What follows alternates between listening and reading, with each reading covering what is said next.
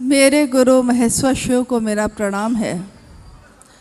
इस कालखंड के प्रथम शिव के शिष्य और हम सबों के परम आदरणीय साहब श्री हरिनानंद जी और दीदी नीलम आनंद जी के चरणों में मेरा प्रणाम है। और चेन्नई के इस हॉल में उपस्थित आप सभी गुरु भाई गुरु बहन के चरणों में मेरा प्रणाम है। हमारे आपके जैसे लाखों करोड़ों लोग जो अब तक शिव को अपना गुरु मान चुके हैं और उससे भी ज़्यादा वैसे लोग जो प्रतीक्षा में हैं लेकिन जिन्होंने अभी तक शिव को गुरु नहीं माना है, उन सब के लिए आज का दिन बड़ा सौभाग्य का दिन है, क्योंकि साहब श्री हरिनानंद जी का जन्म हुआ आज। और हमारे आपके जैसे सामान्य लोगों का जीवन जो अंधेरे में भटक रहा था, उसको एक रास्ता दिया उन्होंने, एक रोशनी दिखाई जिसके सहारे हम अपने जीवन को जीने की कला सीख गए। ऐसे साहब हरिनानंद जी आज चेन्नई के इस छोटे से हॉल में कुछ लोगों के बीच उपस्थित हैं। ये हम सबों के लिए परम सौभाग्य की बात है। अगर मुख्यालय में होते तो हजारों कितने लोग होते, क्या होता।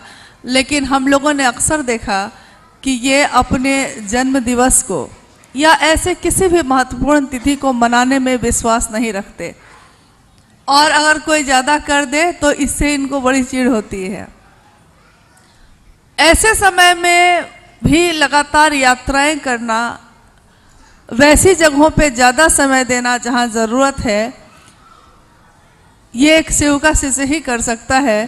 क्योंकि हमने तो दुनिया में अभी तक यही देखा कि जो भी थोड़े बड़े हुए, जो भी थोड़ा सम्मान के पात्र हुए, तो उन्होंने अपना सारा दिवस मनाना शुरू किया, लेकिन जिस शिव से सब कुछ लिया था उस शिव का कोई दिवस नहीं मनाया। उस शिव के लिए खुद तो प्राप्त किया, दूसरों को नहीं दिया।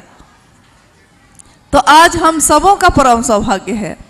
बात ये नहीं है कि संख्या कितनी है, ज़्यादा है कि कम है, ये तो उद्देश्य भी नहीं है शिव चर्चा का। हंगामा खड़ा करना हमारा मकसद नहीं है। हंगामा हो जाए, बहुत संख्या में लोग हों या चारों तरफ धूम मच जाए, ये तो शिव चर्चा का उद्देश्य भी नहीं है। इसका उद्देश्य है कि ये सूरत बदलनी चाहिए।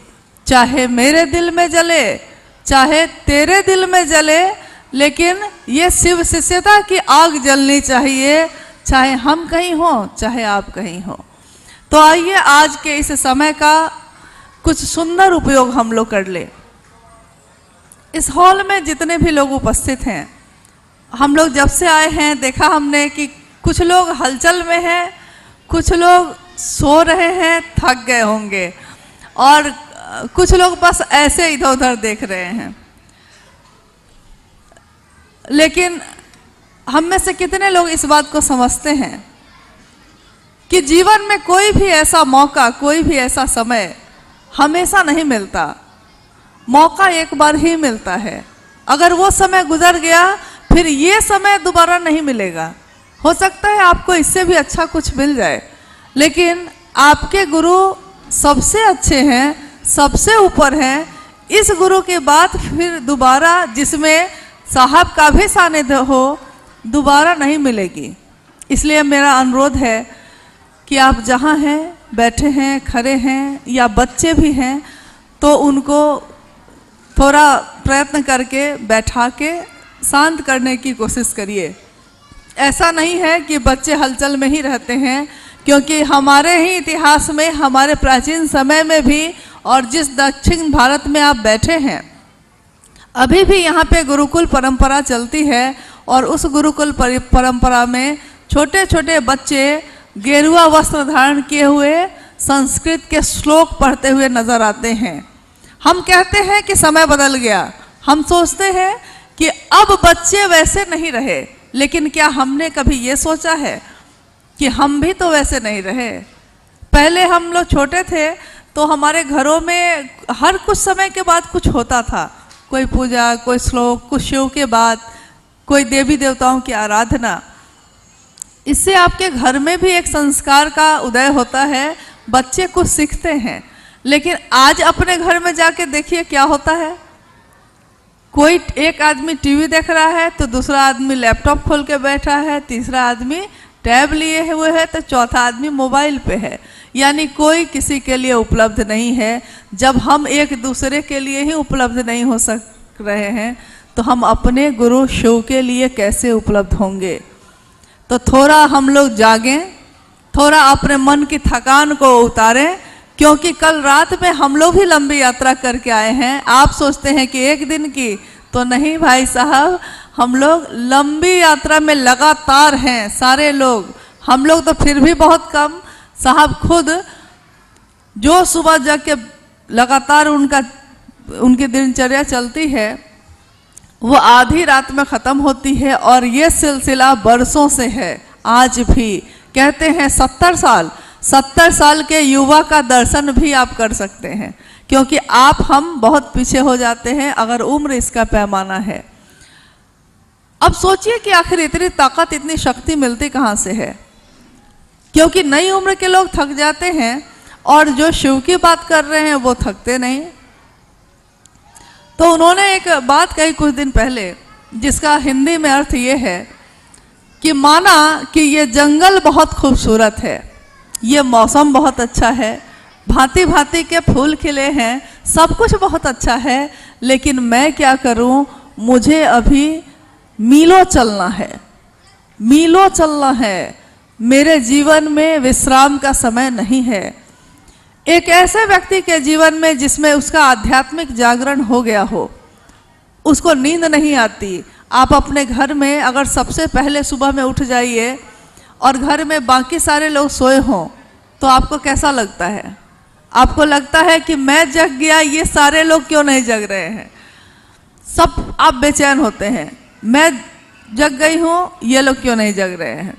यानी एक आदमी नींद से जगता है तब तो उसके अंदर ऐसी बेचैनी होती है, और आध्यात्मिक जगत में अगर उसका मन जग गया है, अगर उसकी चेतना जग गई है, तब उसके जीवन में कैसी बेचैनी होगी।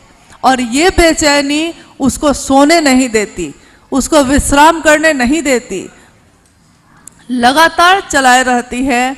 हम लोग जिस बात के लिए, जिस उद्देश्य के लिए यहाँ एकत्रित हुए हैं, पिछले वर्ष पहला शिवगुरु महोत्सव हुआ था चेन्नई में। दक्षिण भारत के बारे में कहा जाता है कि ये तो साक्षात शिव की ही भूमि है। शिव की पूजा, शिव की अर्चना, शिव के पुत्रों की पूजा इस धरती ने आज नहीं, इसके प्राचीन इतिहास से ये चला आ रहा है, यहाँ होती आई है। यानी शिव के लिए कोई संशय नहीं है, शिव के लिए आस्था है, विश्वास है, सब कुछ है।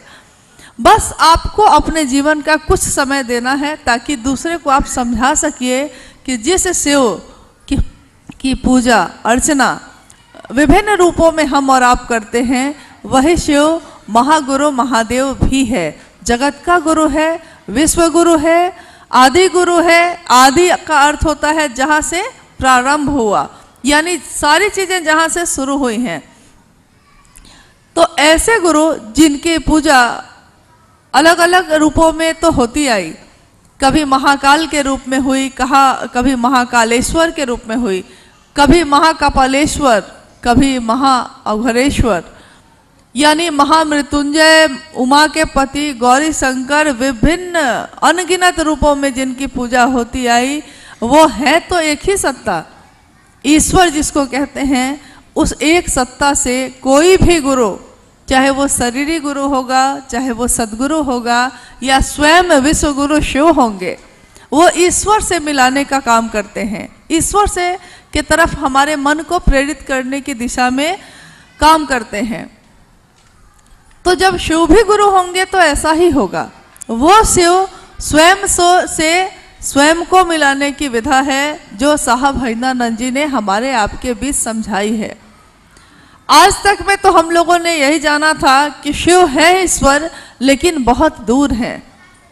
तो हम लोगों ने हमेशा दूसरों का सहारा लिया, पूजा के लिए, मंत्रों के जप के लिए, आराधना उपासना के लिए, लेकिन हम लोगों ने ये कभी नहीं सोचा कि हमारे आपके जैसे सामान्य से सामान्य लोग अपने घर गृहस्थी के शोरगुल में, बेचैनी में, परेशानी में भी अपने शहर के व्यस्ततम चौक चौराहे पे खड़े होकर भी उस शिव की आराधना में अपने मन को ले जा सकते हैं। यह हमने कभी नहीं सोचा, यह हमारे जीवन में कभी घटित नहीं हुआ, क्योंकि हम लोग सब सोचते थे कि अगर ईश्वर की आराधना करनी है, उपासना करनी है, तो गृहस्थी को छोड़ना पड़ता है, वैराग्य लेना पड़ता है, ब्रह्मचर्य का व्रत लेना पड़ता है, हिमालय की कंदराओं में या ऊंचाइयों में जाकर साधना करनी होती है। लेकिन साहब हरिनानंद जी ने यह समझाया कि इसकी कोई आवश्यकता नहीं है, क्योंकि आपका मन ही उसकी संगत करता है। आप चाहे हिमालय में चले जाइए या अपने घर के गृहस्थ आश्रम में रहिए, आपका मन उस अगर ईश्वर की संगत कर लेगा तो आपके जीवन में वह सारी चीज़ें उतरती हैं और इसका परिणाम बहुत सुंदर होता है। लोगों को लगा कि ऐसा कैसे हो सकता है, क्योंकि हमारा मन तो शिव पे टिकता ही नहीं है। हम टिकाते हैं, बैठते हैं पूजा पे, साफ सुथरे होके धूप अगरबत्ती फूल लेकर बैठते हैं, लेकिन हमारा मन भाग जाता है। ऊपर से तो दिखता है कि देखिए कितनी श्रद्धा से हाथ जोड़ के आंखें बंद करके भगवान की पूजा कर रहा है कोई, लेकिन वो आदमी जानता है कि उसका मन कितनी देर भगवान पे टिका है, उसका मन नहीं टिकता। अब आइए कि आखिर ये 3 सूत्र जो उन्होंने दिए शिव को गुरु बनाकर, ये 3 सूत्र क्या है? ये 3 सूत्र जिस पे अभी थोड़ी देर पहले अनुभव भी बोल रहे थे, ये 3 सूत्र क्या हैं? क्योंकि कोई भी बड़ा उद्देश्य जब हम अपने मन में संकल्पित करते हैं और उस काम को करने की दिशा में बढ़ते हैं, अगर उस काम को करने का तरीका नहीं आएगा तो उस मंजिल को आप प्राप्त नहीं कर सकेंगे जिसकी दिशा में आप बढ़ रहे हैं। पहला सूत्र जिसमें हम मन ही मन कहते हैं, हे शिव आप मेरे गुरु हैं, मैं आपका शिष्य हूँ, मुझ शिष्य पे दया कर दीजिए। हे शिव आप मेरे गुरु हैं।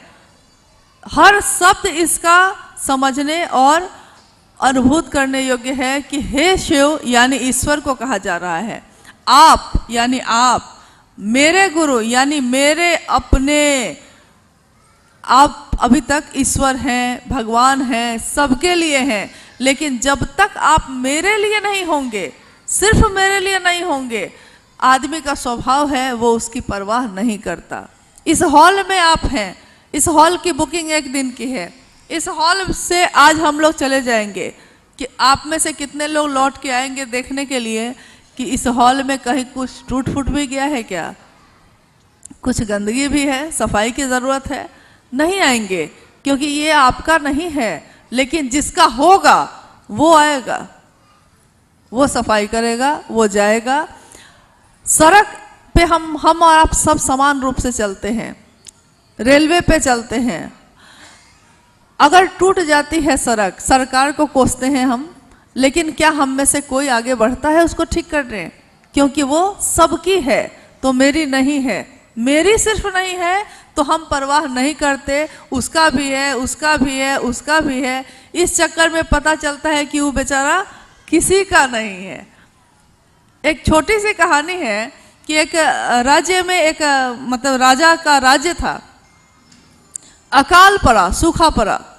राजा ने मुनादी करवा दी कि पंडित को बुलवाया, ज्योतिषी को बुलवाया, उन लोगों ने राय दिया कि अगर आपके राज्य के का एक एक व्यक्ति एक बहुत बड़े कुएं में जो राज्य के बीचों बीच स्थित है, एक निश्चित समय पे एक एक लोटा दूध उसमें डालेगा और जब कुआं दूध से लबालब भर जाएगा तो ईश्वर प्रसन्न हो जाएंगे और आपके राज्य का अकाल सूखा खत्म हो जाएगा। राजा तो राजा होता है, उसको क्या दिक्कत है, उसने तुरंत मुनादी करवा दी। पूरे राज्य में ढिंढोरा पीट दिया गया कि अमुक दिन आना है, सबको 1 लोटा दूध लेके आना है और कुएं में दूध भर जाना चाहिए। जिस दिन ये घटना होनी थी, राजा अपने महल के सबसे ऊपर वाले जगह पे खड़े होके देखने लगा। देखकर बड़ा प्रसन्न हुआ। उसने देखा कि उसके राज्य के सारे व्यक्ति, लंबी मीलों लाइन लगी हुई है और सारे लोगों के हाथ में बड़ा बड़ा लोटा। राजा प्रसन्न हुआ। उसने सोचा कि देखिए सबने मेरे कहे अनुसार किया तो निश्चित इसका परिणाम वैसा ही होगा जैसा ज्योतिष और पंडित लोग कहते हैं। अंतिम लोटा राजा को खुद देना था। जब सारे लोगों की लाइन खत्म हो गई, जब सबने ये काम कर लिया और राजा अपने लोटे को दूध से भर के लेके जाता है, तो देखता क्या है कि पूरा कुआं भरा हुआ है लेकिन पानी से भरा है।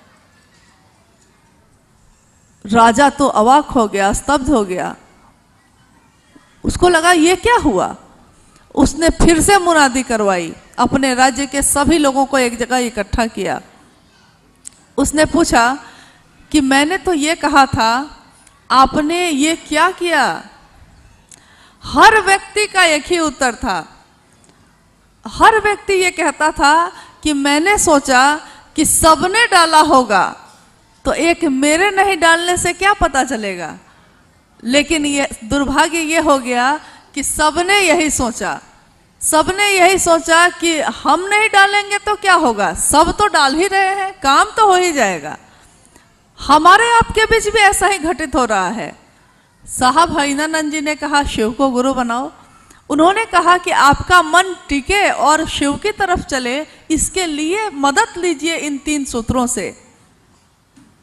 पहला, जिसमें आपका मन जुड़ना जरूरी है। किसी भी संबंध में, जिस संबंध के प्रति आपका मन जुड़ाव रखता है, आप उसकी परवाह करते हैं। पति है, पत्नी है, सालों बीत गए, मन नहीं जुड़ा है तो तलाक हो जाते हैं। बच्चा है, बड़ा हो गया, मन से उसके उतर गया कि मेरे माता है, मेरे पिता हैं, तो वो अपने बूढ़े माँ बाप की परवाह करना छोड़ देता है, विदेश की यात्रा पर निकल जाता है। मन से उस भाव का भान ही खत्म हो गया। यानी मन का जुड़ाव सबसे ज्यादा जरूरी है, तभी आप आगे का कोई काम कर सकेंगे। इसीलिए आपके मन से कहा गया, क्योंकि मन की गति सबसे तेज होती है। अभी आप यहाँ बैठे हैं, आप में से बिहार, यूपी और बेंगलोर, मैसूर सब जगह के लोग दिख रहे हैं। तो अभी आप जहाँ से आए हैं, आपके मन को वहाँ पहुँचने में कितना समय लगेगा। आपने सोचा और आप पहुँचे, लेकिन आपके शरीर को पहुँचने में समय लगेगा। ठीक वैसे ही वो शिव भाव सत्ता है, उससे भाव में ही संपर्क संभव है। उस शिव के पास आपके मन की गति पहुंच सकती है। इस शरीर से उस तक पहुंचना शायद संभव होगा कि नहीं, लेकिन मन से पहुंचना संभव है। तो उन्होंने कहा अपने मन की गति पे ये संप्रेषण दीजिए कि शिव आप मेरे हैं, मैं आपका शिष्य हूं, मुझ शिष्य पे दया कीजिए। शिष्य किसी का नहीं होता। ये भी थोड़ा ध्यान देने योग्य बात है कि हम में से जितने लोग भी शिव की बात करते हैं, हम सोचते हैं कि ये महादेव वही महादेव हैं जिनकी पूजा होती है, और उनसे सब कुछ करने के साथ ये भी एक काम हम लोग कर लेंगे। तो हम लोग कहते हैं कि चलिए ये भी कर लेंगे। लेकिन आप ये बताइए, एक बच्चा जब स्कूल में अपनी शैक्षणिक शिक्षा लेने जाता है, स्कूल में पढ़ने जाता है, तो वो क्या करता है। क्या उस समय वो किसी का बेटा होगा तो पढ़ाई कर सकेगा। मास्टर अगर उसका पिता भी होगा, तब भी जब तक उसका पुत्र पढ़ना नहीं चाहेगा, वो पढ़ा नहीं सकता। तो उस शिव से हम दया मांगते हैं कि हे शिव आप मेरे गुरु हैं, मुझ शिष्य पे दया करिए ताकि मैं आपके दिए हुए काम को कर सकूं। गुरु का आदेश है दूसरा सूत्र, जो आपने सुना, मंडल सर ने कहा। आप में से कितने लोगों ने ध्यान से सुना मुझे नहीं पता, लेकिन मैं खुद सुनती हूँ, इसलिए मुझे लगा आपने भी सुना होगा। दूसरा सूत्र जहाँ आया था, जहाँ कहा गया था कि तुम जो करते हो तुम दूसरे को नहीं कहते। यानी गुरु का आदेश ये था कि शिव के गुरु स्वरूप की चर्चा की जाए, इस दुनिया में की जाए। गुरु आदेशित कर्म, गुरु आदेश का क्या महत्व होता है, आइए हम लोग इसका भी बहुत सारे उदाहरण हैं इतिहास में। एक धौम्य नाम के ऋषि थे, उनके गुरुकुल में एक शिष्य था उनका, बहुत सारे शिष्य थे, लेकिन जो शिष्य गुरु की बात ज़्यादा सुनता है, स्वाभाविक है गुरु भी उसको ज़्यादा प्रेम करते हैं। तो आरुणि नाम का शिष्य था वो। अंधेरी रात थी, एक रात ऐसी आई जो काफ़ी अंधेरी थी और बारिश हो रही थी। खेत थे, आश्रम के खेत होते हैं जिसमें अनाज उगते हैं, सब्जियां उगती हैं, उसी से आश्रम का काम चलता है। तो तेज बारिश होने लगी, तूफानी रात आ गई। गुरु ने आरुणि को बुलाकर कहा कि आरुणि, खेतों पे चले जाओ और देखना खेत की मेर टूटनी नहीं चाहिए। बस गुरु ने इतना ही कहा। रात बीत गई, पूरी रात गुजर गई, आरुणि वापस नहीं आया। जब वापस नहीं आया तो गुरु को चिंता हुई, तो गुरु अपने शिष्य की तलाश में चले। कहा भी जाता है कि गुरु शिष्य की तलाश करते हैं। साहब ने शिष्य अनुभूति में लिखा है कि गुरु शिष्य की तलाश करते हैं। तो गुरु आरुणि की तलाश में चले कि कहाँ रह गया मेरा शिष्य, मैंने जो कहा वो करके लौटा नहीं। जब वहाँ जाते हैं वो खेतों में, तो देखते हैं रात की बारिश में खेत की मेर टूट गई है और टूटे हुए मेर पे आरुणि अपने शरीर को ही लिटा के लेटा हुआ है, शरीर लेटा हुआ है उसका। अब गुरु अवाक हो गए, उन्होंने अपने शिष्य को उठाया, गले से लगा लिया, ये क्या किया तुमने? तो आरुणि ने कहा कि मैंने बहुत कोशिश की, तन मन से बहुत कोशिश की कि ये बांध नहीं टूटे, मतलब खेतों की मेड़ नहीं टूटे गुरु, लेकिन जब अंतिम उपाय अब मेरे पास मेरा ये शरीर था, तो मैंने सोचा कि अब मैं इसी का सहारा लेता हूँ, और वो लेट गया। गुरु आदेशित कर्म, गुरु खुद नहीं आते, शिष्यों को करना होता है। तो गुरु आदेशित यह कर्म है दूसरा सूत्र, जिसमें शिव के गुरु स्वरूप की चर्चा दूसरों से करने के लिए कही जाती है। और ये हम और आप जो करने जाते हैं, तो हम में से बहुत लोग सोचते हैं कि वो आदमी ठीक होगा, उससे बात करना ठीक होगा, क्योंकि दूसरा तो बहुत बड़ा आदमी लग रहा है, पता नहीं वो मेरी बात सुनेगा या नहीं सुनेगा। लेकिन हम लोगों ने खुद देखा है, एक कर्नल के यहाँ खाना बनाने वाली महिला, जब उस कर्नल की बेटी बीमार हो गई और वो महिला सोचती थी कि मैं तो इनके यहाँ खाना बनाती हुई तो मेरी बात सुनेंगे ही नहीं, लेकिन उसने साहस करके कर्नल को कहा कि थोड़ा महादेव को गुरु मान के देखिए ना सर, सब डॉक्टर फेल कर रहे हैं, हो सकता है कुछ हो जाए। दुख में आदमी बड़ा नहीं होता, जब दुख पड़ता है तो सारे बड़ा होना भूल जाता है आदमी। दुख जब पड़ता है तो नंगे पांव शिवलिंग पे जाके माथा पटकते हैं, लेकिन जब शिव सुख में होते हैं तो गाड़ियों से मंदिरों के आगे से गुजर जाते हैं। तो देखिए, दुख आपको अपने असली रूप में ले आता है, जो हम हैं, जो आप हैं।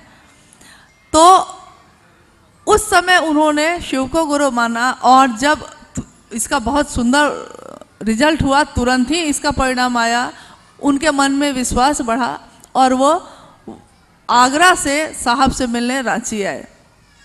आने के बाद उन्होंने अपनी उस मेड को भी लाए जो खाना बनाती थी, और उन्होंने कहा इसने मुझको शिव का शिष्य बनाया, मैं नहीं जानता था साहब।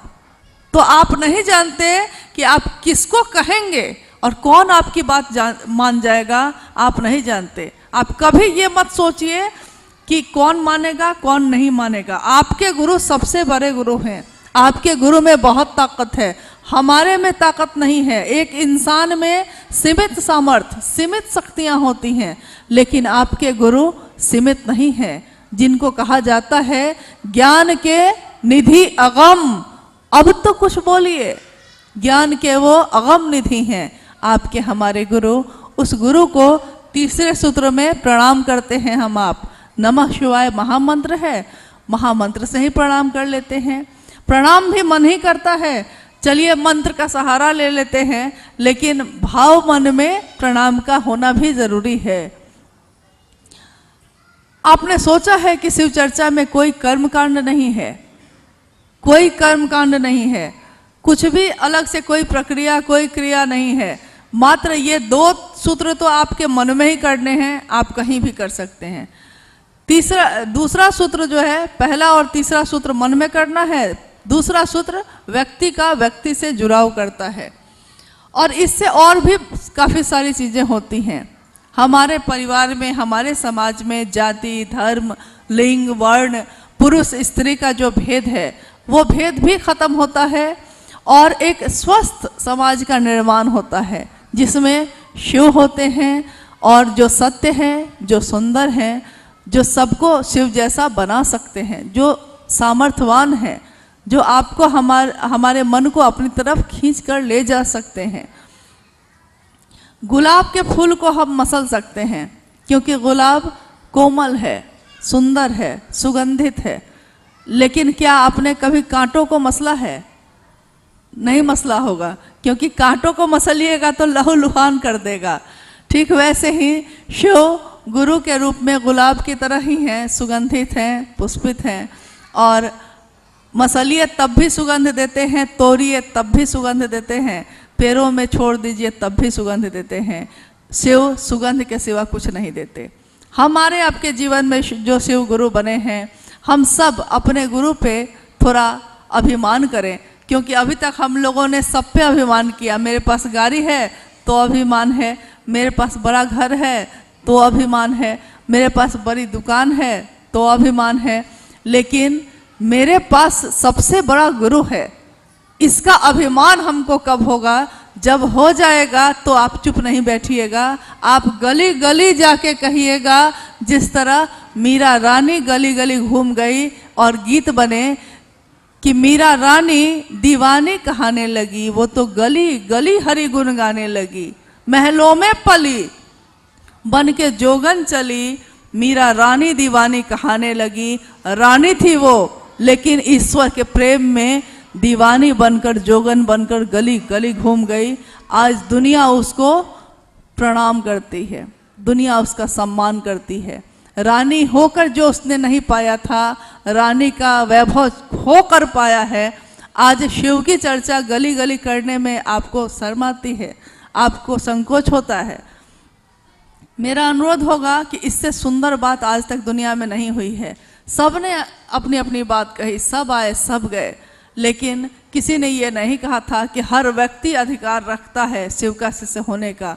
किसी ने ये नहीं कहा था कि शिव तुम्हारा अपना हो सकता है, उतनी बड़ी सत्ता वो मेरी हो सकती है, ये कभी मेरे जीवन में नहीं आया था। आज जब आया है तो आइए हम सब उस शिव की ओर चलें, उनको अपना गुरु माने और लोगों को प्रेरित करें। कुछ समय पूर्व अभी जब साहब यहाँ आए हैं, उससे 4-5 दिन पहले हिमाचल प्रदेश से पहली बार कुछ लोग आए। उन्होंने कहा कि हम अभी, अगर हम तक कुछ गुरु भाई लोग नहीं पहुँचते तो हम लोग अंधेरे में ही भटकते रहते। हम नहीं जानते थे कि इतनी सुंदर बात भी होती है। हमने तो हिमाचल का सौंदर्य देखा था, हमने तो हिमाचल की सुंदरता देखी थी, लेकिन मन की और इस आध्यात्मिक दुनिया की भी कोई सुंदरता होती है, इससे हमारा जीवन अछूता था। हम लोगों ने कहा उनको कि आपसे यही अनुरोध है कि जिस तरह कुछ गुरु भाई आपके पास गए तो आपने ये पाया है, आपसे अनुरोध ये है कि आपकी प्रतीक्षा में भी लाखों लोग हैं, आप भी आगे बढ़िए, आप भी जाइए, शायद उनके जीवन के अंधेरे को आप दूर कर सकिए। क्योंकि पैसे से या सामान से आप किसी की मदद 1 दिन कर सकते हैं, 2 दिन कर सकते हैं, जीवन भर नहीं कर सकते। लेकिन अगर उसके जीवन में शिव गुरु हो जाएंगे तो उसका जीवन कट जाएगा, वो खुद अपने जीवन को काट लेगा। तो हम सब उस महादेव से दया मांगते हैं, साहब दीदी से आशीर्वाद मांगते हैं, और चूँकि मांगना हमारा स्वभाव है।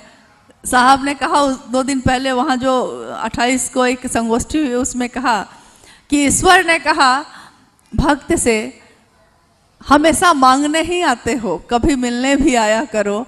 तो मांगना हमारा स्वभाव हो गया है, तो थोड़ा मिलने का भी स्वभाव विकसित कर लें, महादेव की दया होगी तो ये भी हो जाएगा।